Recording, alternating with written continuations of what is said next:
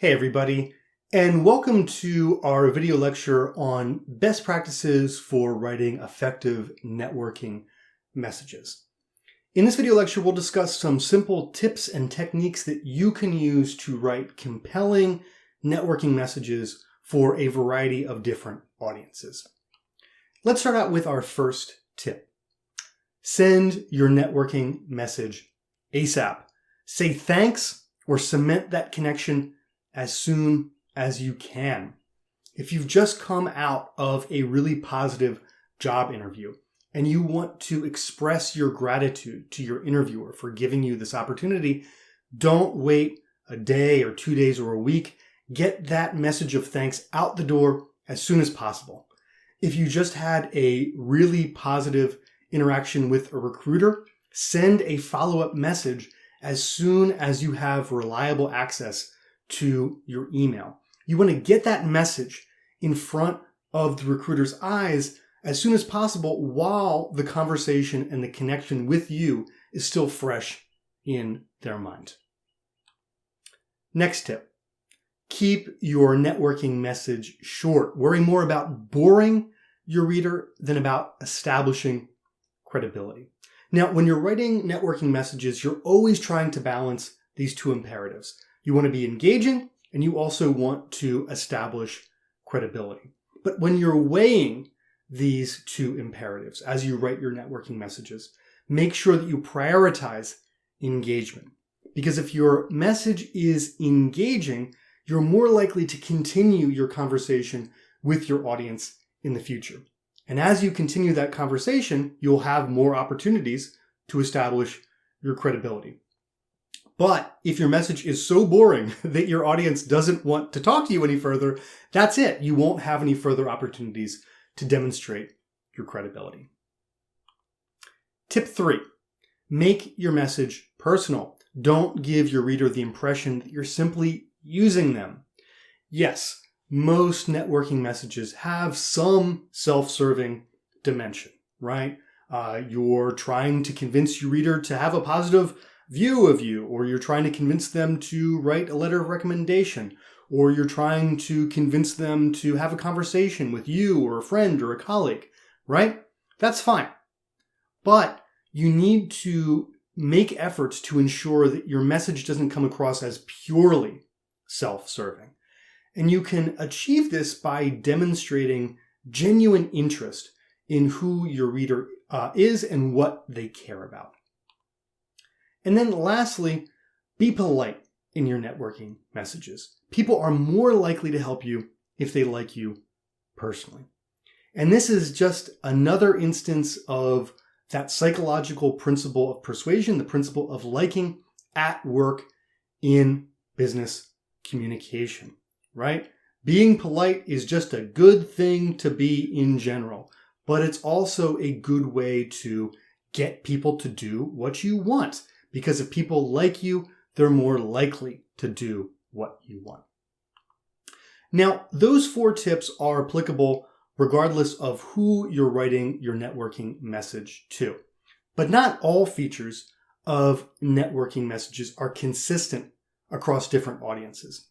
So for the remainder of today's video lecture, I want to focus on how you can structure networking messages to both unknown readers, folks with whom you haven't previously interacted, versus networking messages to known readers, folks who you do know and who you have interacted with in the past.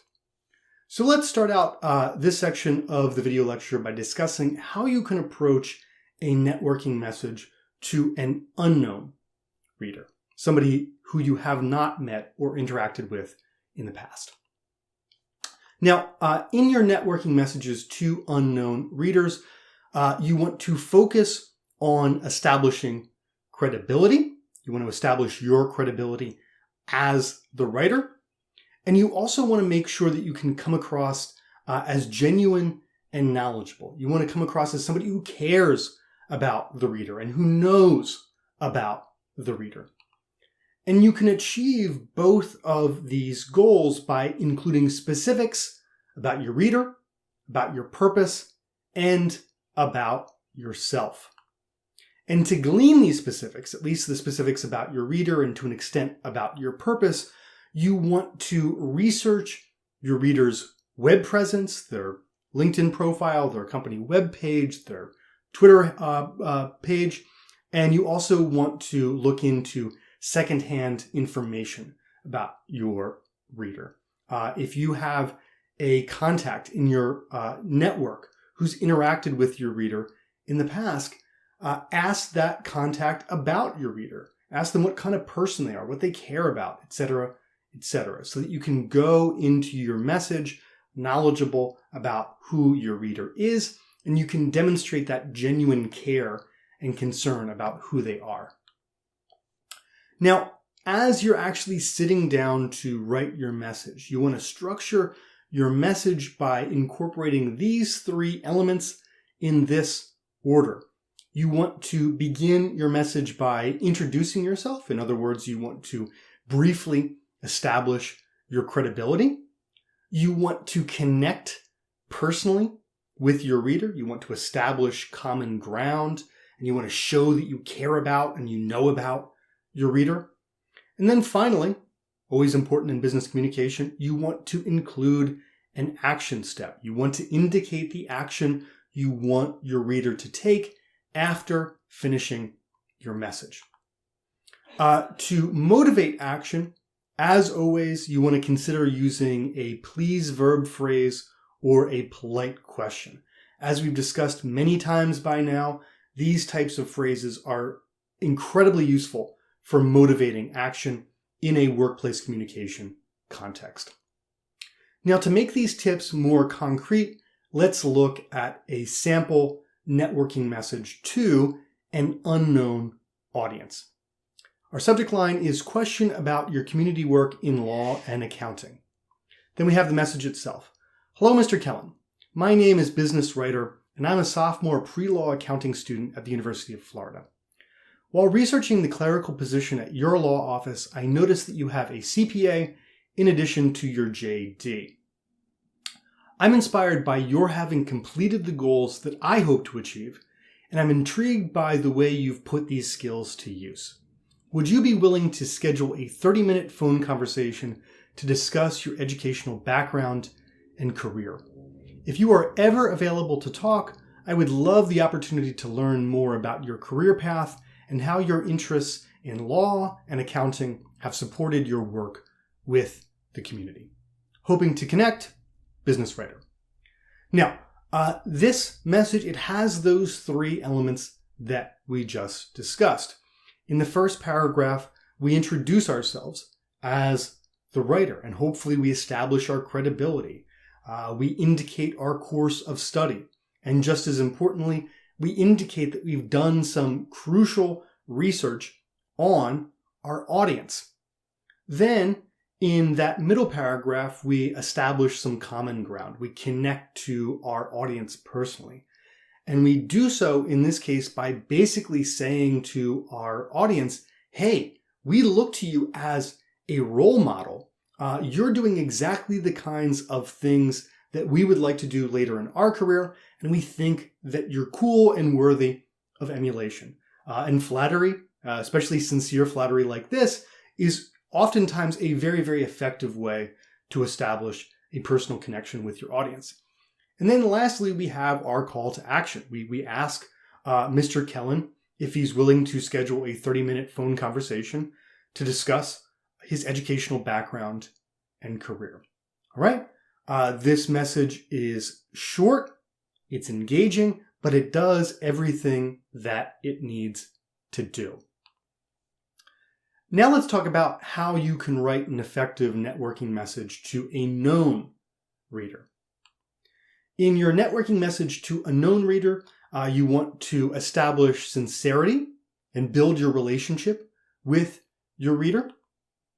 You also want to reinforce your common ground. And to achieve these goals, you want to follow the structure that you see on the slide here.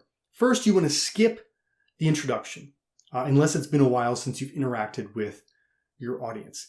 Since you are known to your audience, you don't need to explicitly establish credibility the way you would in a message to an unknown audience.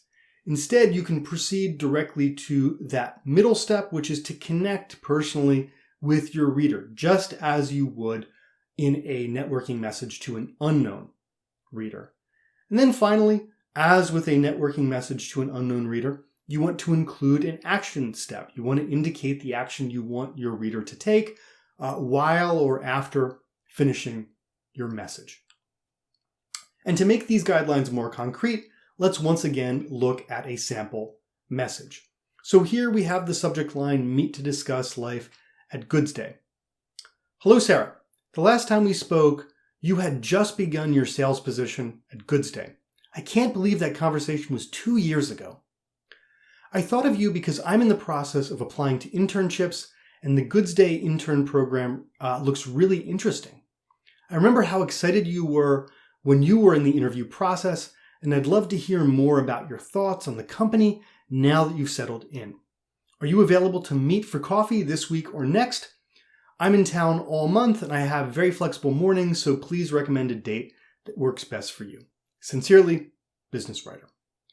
Now, this networking message, as we discussed previously, it just skips right over that introduction. It assumes, hopefully correctly, that the reader knows who we are and already has a favorable view of our credibility. Instead, it uses those two first paragraphs to cement our connection with the reader. It reminds the reader of all of these conversations and interactions that we've had in the past. It demonstrates our familiarity with both their career trajectory and their emotional relationship with milestones in their career. And once we've established that personal connection to demonstrate that this message is not simply self-serving, we then move on to the action item, which is, are you available to meet for coffee this week or next? So again, there's a lot of similarity between the networking message to an unknown reader versus a known reader, but there are some important differences that you should keep in mind. You should also keep in mind this bonus tip for writing effective networking messages. The bonus tip is this: good messages, good networking messages begin with face-to-face conversations. And so you should seek out conversations that you can later build on in writing. In other words, don't necessarily feel like you need to initiate a relationship with an unknown person via writing. Instead, think about how you can put yourself in the same place as that person, whether it's career fair or something else. Have a brief conversation or interaction with this person, and then follow up on and cement that conversation and interaction in writing. And that, my friends, brings us to the end of this video lecture. If you have not already watched the video lectures on networking messages, the basics, or how to request a letter of recommendation, please do so as soon as possible. And as always, thanks for watching.